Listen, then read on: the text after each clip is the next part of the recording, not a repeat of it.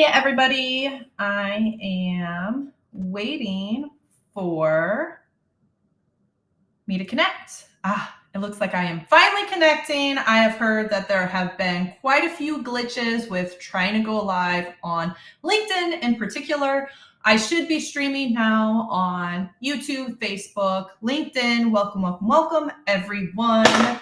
It's been a while. I stopped coming on the lives because I have been bringing all of my amazing guests in podcast format because it is so much easier to find something that we've previously talked about.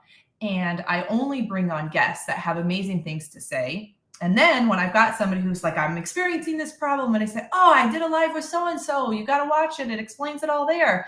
I can never find it. So we've been mixing things up. But today I am coming back because I want to support everyone. So bear with me as I am going to be a little clumsy navigating it all by myself. Okay, so we got a couple things going on today. First and foremost, I have room in my job search membership, which is awesome because many of you are struggling in this market. So if you're experiencing something, feel free to put it in the chat. You can DM me any questions. I do have a hard stop in 30 minutes because Adam Grant is taking the stage and doing his presentation. But I'm going to hang out with you guys for the next 30 minutes and talk about the 3 top things that I see still happening in this market. And for those of you who've been around long enough to remember what the 2008, 2010 job market looked like, then you know that this job market is very quickly beginning to feel like this. So I would say the past 2 years, we've been in a flat job market, right? Companies have still been hiring, but there have been opportunities where even the data above and beyond the executive level now, like across all levels, the data is showing a sharp decline. We have a decline in tech. We have a decline in manufacturing, supply chain logistics. The ripple effect of federal disruption, tariffs, global wars, various factors across economies are starting to show. I'll drop a link in a podcast. It's called Marketplace. I don't know if you guys listen to that podcast or not, but it is fantastic for keeping up to date on what is happening and how it is impacting our economy and what that means for you as a job seeker. So I'll drop that in the chat afterwards, but I want to dive into what I'm seeing. But first, I want to share a little something about coaches. As a coach, I am trained to be a listener and to be a sounding board, to be a mirror. Now, me as a coach is different than me as a consultant. When I put on my consulting hat, I'm going to listen to your problems and tell you what you need to do to fix them or fix them for you. But as a coach, I reflect back what I see. And quite frequently, when we aren't working together, somebody just popping into my podcast or a live or a freebie session that I'm hosting at a community event or something like that. It's really easy for people to get frustrated. And that is because our minds are created to protect us, right? Sorry, I just saw somebody said they can't hear me well. Hopefully you can hear me better now. All right.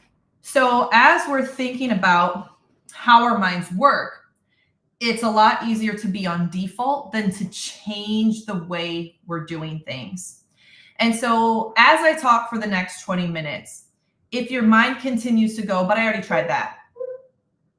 We'll well, maybe you have, but maybe there are ways that you could optimize what you are trying to get better results. And I want you to take note, if you can, grab a notebook and take note of every time I say something that triggers you. Because what I find is where you are most triggered is where you need to spend the most time at. So think of it like this. When you squeeze an orange, what comes out? My coach tells me this all the time. When you squeeze an orange, what comes out? Orange juice, right? The juice of the orange, because that's what's inside of the orange. And so as a coach, as I'm talking about your job search, there's going to be all kinds of factors that we can't control. But what you can control is your output. So if you're squeezed, what comes out? Only what you can control. And so when we're talking today, let's keep in mind that we have more control than we think that we do. And our energy may be impacting our results based on what we're seeing, right? So let me stop dancing around it. I just wanted to throw that out there because I know today is a very emotional day because of the historical context of 9/11, in addition to everything that's happening around the world, especially in the United States right now, where I'm tuning in from. So keep that in mind. As a coach, I am a mirror, and jot down where you feel your mind trying to protect you, where you feel your mind saying, but I've already done that, okay? So the first mistake that I see job seekers continue to make is staying too broad. You want to keep your options open, which leaves your messaging vague and unforgettable. The first thing that we do in the Perfect Fit Accelerator, in the Obvious Choice membership, in my one-on-one coaching programs, whatever, whether you join a group or an independent one, or you work with me or not, whatever. The first step in any job search should be clarity around what you want, what you value, right? So you can define your unique value proposition. So you can define your leadership statement. So you can define how you are going to present yourself in this market. And part of that, step one, is deciding not only what your why is and what your likes and dislikes are and what your strengths and weaknesses are, but is going a step further. And most people don't even do that step. But in this market, going into Q4 of 2025 here in a couple of weeks, where we have what would be a negative job report if it wasn't for the healthcare industry and leisure and hospitality. So like if you don't want to be a doctor and you don't want to be a bartender, your job market's going to be tough. So we need more than just the clarity of what you want, because we all know that employers don't care what you want. So if you have an objective statement, please delete that now.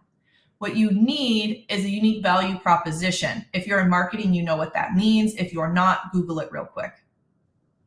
And then create one for yourself. You not only need to know what you value, where your energy will best be spent, but also why an employer should care. What value do you have to offer to an organization? Because if you're only positioning it for what you want, you won't get hired in this market.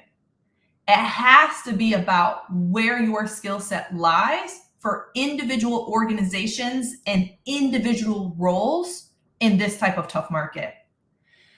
And I know that the biggest issue that I see when people are in an active job search is a lack of consistency. And so if you're going to be broad, you're not landing a job in this market. But above and beyond that, if you're not figuring out how to uniquely tailor or be precise in how you're going to impact an organization, it's going to be really difficult for you to get hired as well.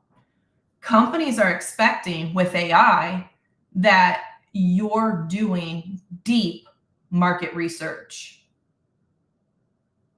And you should be, because within seconds, you can have access to so much intel to be able to better position yourself. So that's number one. If you are being too broad and keeping your options open, I'll just do anything, you are not going to get hired in this job market. You're not. And if you're thinking, well, I already know what I want to do, Tegan, and I'm still not getting hired, I want you to drop what your value proposition is right now in the chat. Exactly how you help organizations, your broad one, right? Your networking one, where you're at a networking event and you haven't had time to do that deep market research. Now, I want you to drop your number one target company, that dream company that you would love to work at.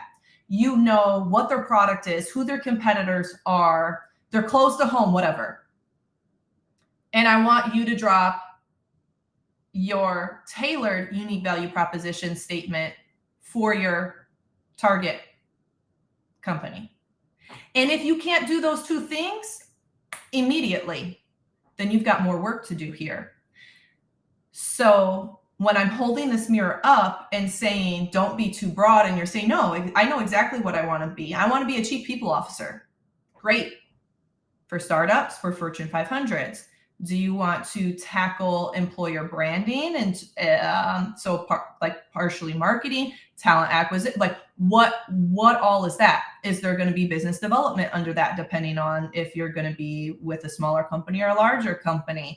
What tools are you going to recommend that they use? There's all of these new systems out there, and the average HR department uses about 8 or 9 of them.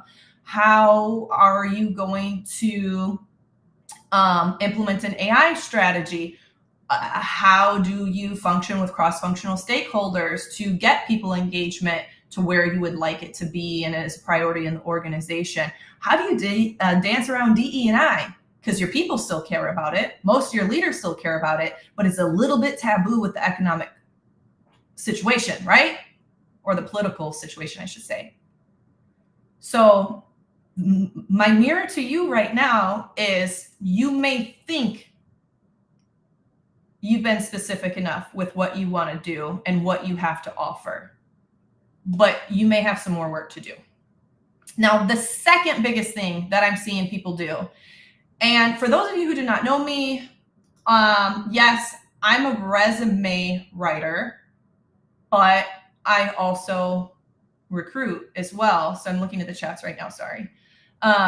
And so I'm talking to people nonstop, daily. And I see the same thing over and over again. And as a career coach, as a resume writer, it's like excruciating, because these are such simple fixes that make massive differences. Hey, Marcus. I will DM you later because that's a little off topic. All right. So the second thing that I'm seeing is that people are using the same resume and the same pitch everywhere. And I kind of did a spoiler alert to my little rant that I just went on, because I alluded to the fact that each company has different needs, and different departments will have different needs, right? And how you go about solving their problems will work differently. If you are coming in to a historical organization who is going to be more reluctant to change, your approach is going to be significantly different than if you are coming into a startup and building something from the foundation. It just is. And so you do not need to rewrite your resume, and you only get one LinkedIn profile. But you do want to slightly tweak it for the different roles you're going after. And so I can put a resume of mine. I recently did a resume workshop for people with complicated backgrounds, specifically supporting people who went fractional or started doing consulting work after their layoff and trying to get back into corporate because, well, newsflash, being a business owner is really freaking hard. And in this economy, trying to start up a consulting business is difficult. So I will drop that in the chat so you can kind of see the strategy of how to do it yourself when it comes to writing a resume and tailoring it for unique needs. For the past 6 years, I've primarily worked with startups. I've had my Fortune 500 clients, right, coming in for trainings and lunch and learns and things like that. But for the most part, all of my people ops and building HR programs from the ground up, that's been with startups. Their needs are fundamentally different than someone on the Russell's index or someone in a Fortune 500. So we're going to need to tailor it slightly. And then the third thing that I see is walking into interviews uninformed. And this kind of goes back to using the same pitch everywhere. Because unless you do deep research, which can be done instantly or within seconds, minutes, whatever, depending on which AI model you're using, you are not going to position yourself competitively. You can work with a resume writer all day long, and like, shout out to all of my peers. We can bust our ass developing a strategy to position you competitively in this market. And it's for your master resume, right? But if you don't use that updated language and all of the company research that you did beforehand, your interview is going to fall flat. In this market, we're being bombarded. I was on a call earlier this week, or maybe it was last week. I've been traveling. I've been to back-to-back events, and so everything's kind of blurring in. And the gentleman said, Scott said, he put in a customer success manager role, and he had over 3,000 applicants. And I think it was like 2 days, but I could be off on that. 3,000 for a customer success manager. That is grueling because nobody can go through that many resumes and applications. You just physically can't. The average recruiter, that's not at the executive level. Like at the executive level, you probably have 12 recs, maybe more. The recruiter that I just hired for JYC Recruiting, when he left his last company, he had 32 executive level recs. That's insane. There's no way you can have a strong candidate experience with that many requisitions going at the same time. But when you're in more higher volume or roles that the organization doesn't expect as high caliber of business acumen or being a strategic partner as a recruiter, more just like, we need the right butt in this seat, but like, let's get it moving, right? They have even more roles. So 3,000 times, let's say it's 32. It is impossible for a human being to look through that many. And that is a massive shift in the market. AI has gotten so much better in the past couple of years. And so there's all these apps and extensions and resources that will mass apply for you. Or even if you are manually doing it yourself, these companies are being bombarded by applications. And so if you think of that, and you know that applications, you know from the math, right? If I send in 100 applications, I've gotten 0 interviews. I've sent in 1,000 applications, I've gotten 3 interviews, right? So you know the ROI on filling out applications is small, but you know you've always landed roles in the past by being recruited, or somebody referred you to a role, or a manager left and you went with them, whatever. If you know that personal interaction significantly skyrockets the chance of you getting hired, right, at any level, and at the executive level, you're probably being referred or recruited, and you walk into an interview and you don't know their competitors. You haven't reviewed their quarterly earning reports to really know what their pain points are. You haven't talked to any employees about what's going on. You just looked at the job description. You're not going to get the job because there are going to be internal candidates who know exactly what's happening at the organization. There are going to be referral candidates who have been primed by whoever their insider is, the referral is, about what's happening and what the company needs.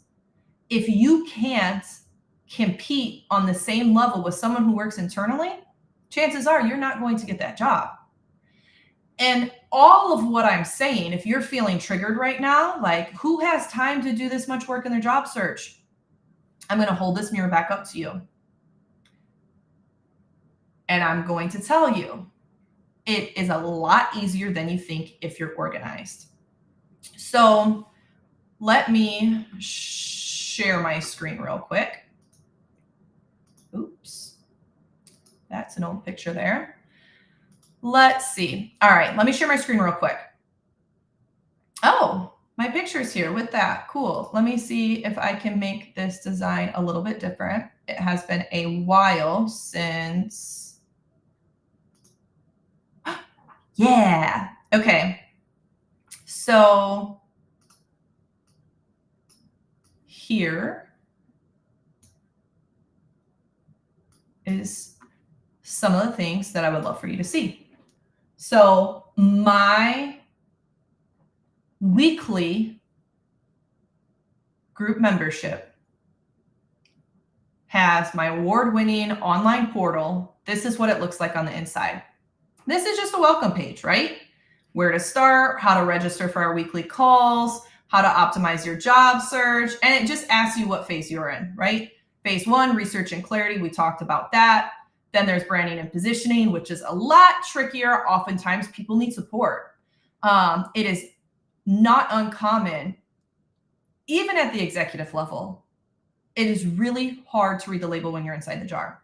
If you need help with writing your resume and LinkedIn, it's very, very common to get support with that, regardless of how many resume scammers are out there or how many recruiter haters are out there about people getting help with the resume. It makes a difference because it's less about the resume, more about the positioning. And then there's your job search strategy with phase 3, research and visibility, and then phase 4, interviewing and offers. Everybody starts off at clarity. We talked about that a second ago. And so if you go to lesson 1, you get a on-demand coaching session and all of these resources here for you to get support with this. And it walks you through different on-demand resources for you to get support. Now, I do have a coaching program where I can go through all of this with you.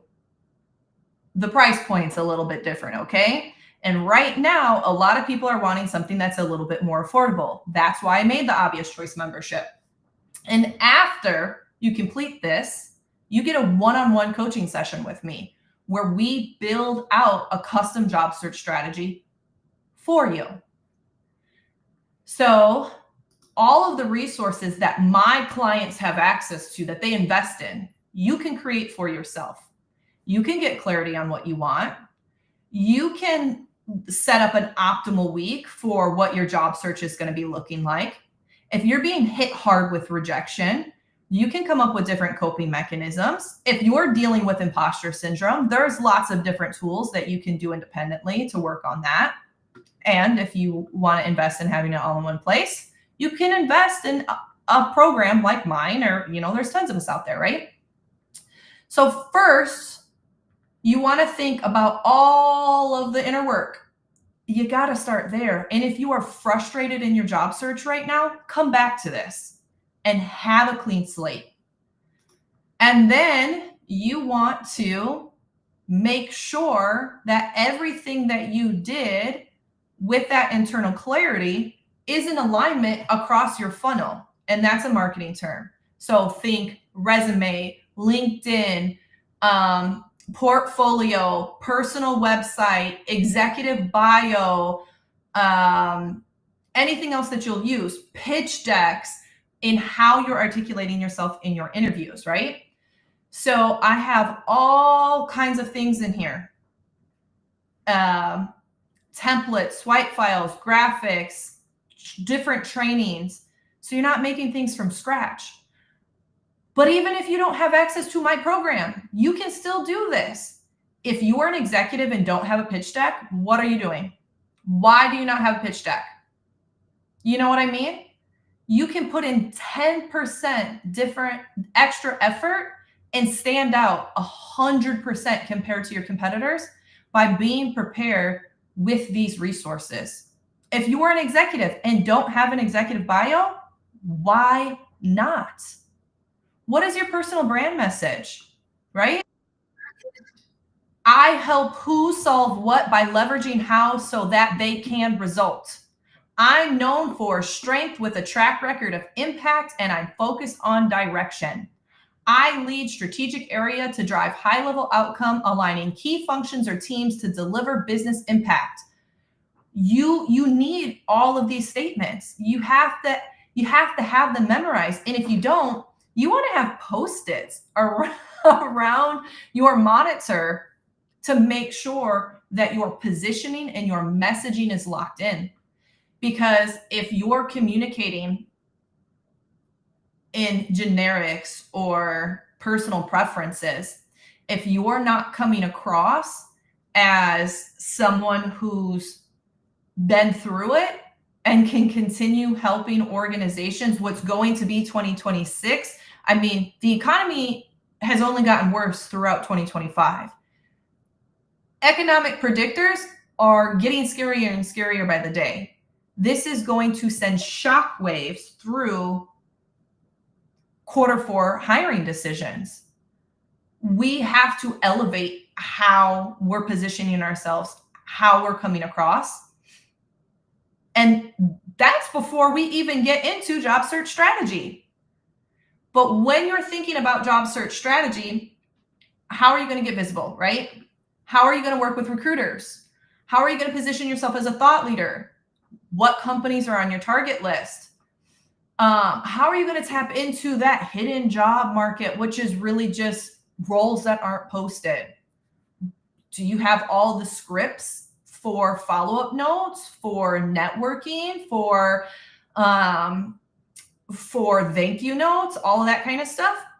If not, these are all tools that you are going to want to have. Otherwise, your job search is going to be all consuming.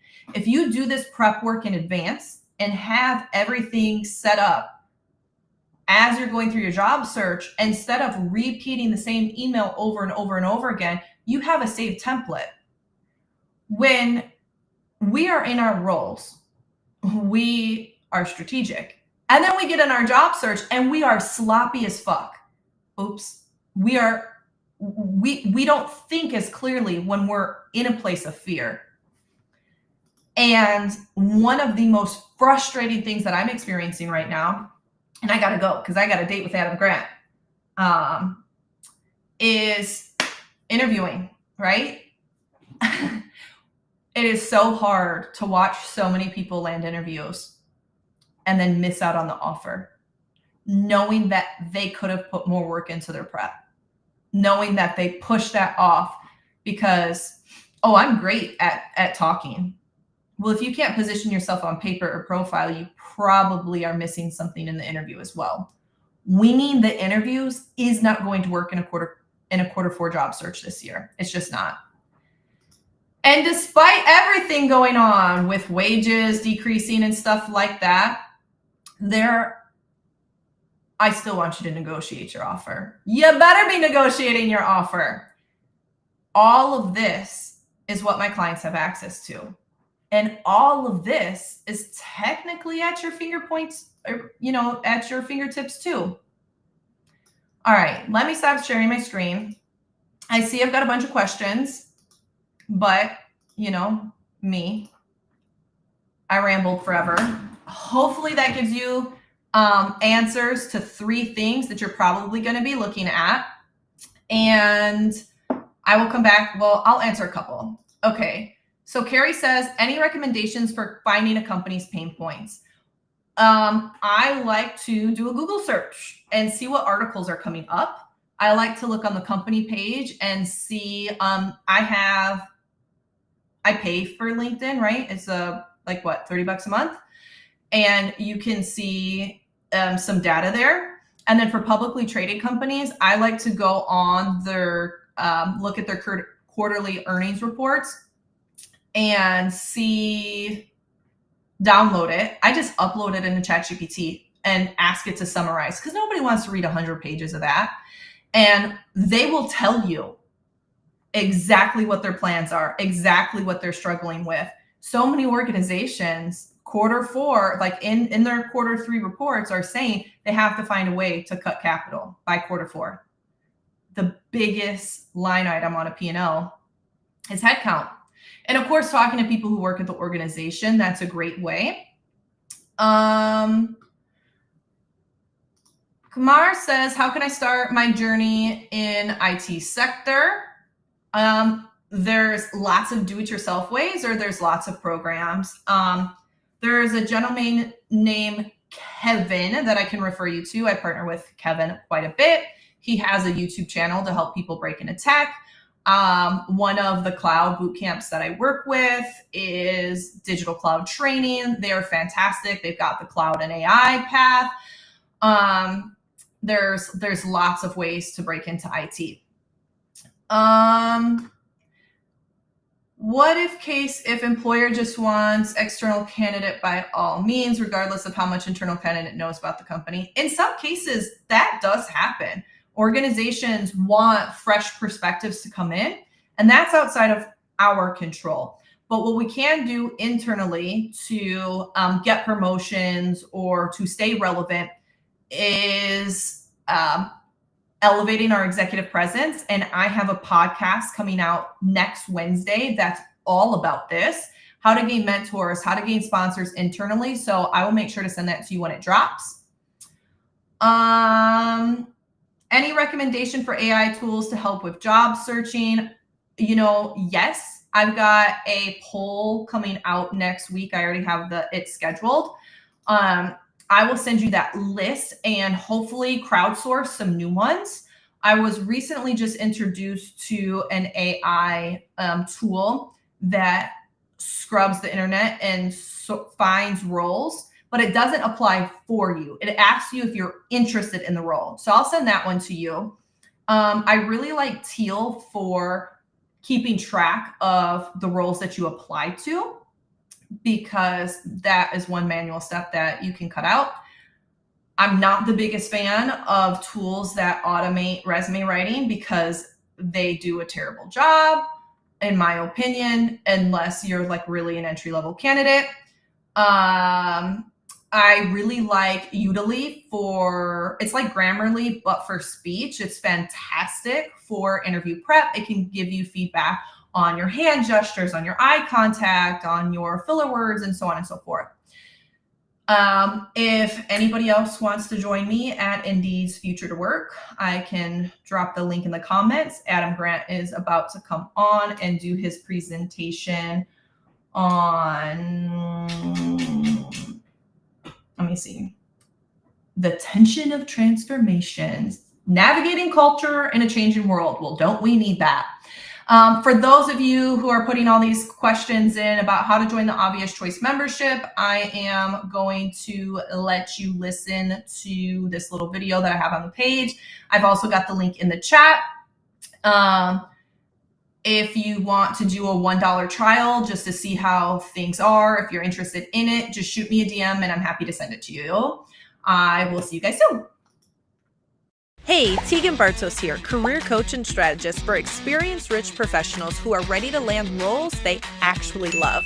In this video, I'm going to share how you can access my award-winning job search portal, the Perfect Fit Accelerator portal, the same system I license to career transition programs and outplacement service firms for $25,000 and sell as a standalone course for $1,300 absolutely free. This portal gives you my complete library of proven job search scripts, brand messaging templates, interview prep frameworks, swipe files, on-demand coaching videos, and so much more. It's the exact process I've used to help professionals just like you land interviews at companies they love without burnout, ghosting, or guessing what to do next. But first, let me ask you something. How long have you been trying to land that next role? And how much longer can you really afford to keep doing it alone, following outdated advice and hoping for different results? What if there was a better way? A way to cut through the noise, brand yourself as the obvious choice, and finally start hearing you're exactly who we've been looking for. This is exactly what the Perfect Fit Accelerator portal was built to help you do. And for a limited time, I'm offering it to you completely free. When you join my weekly group coaching membership, The Obvious Choice, for just $347 a month. That's right, for $347 a month, you'll get weekly live coaching sessions with me, direct access to hot seats and job search strategy, private access to the same award-winning portal my $25,000 licensing clients use to support their executives in transition. There is no contract, no catch, cancel at any time. But this bonus, it's only available for a few days, and then my award-winning Perfect Fit Accelerator portal goes right back up to its $1,300 retail price. So the real question is this: if you're finally ready to stop applying blindly and start getting hired with intention, do you want to pay $1,300 for my system, or would you rather get it free inside the Obvious Choice membership starting today? Click below to join now. Can't wait to see you inside.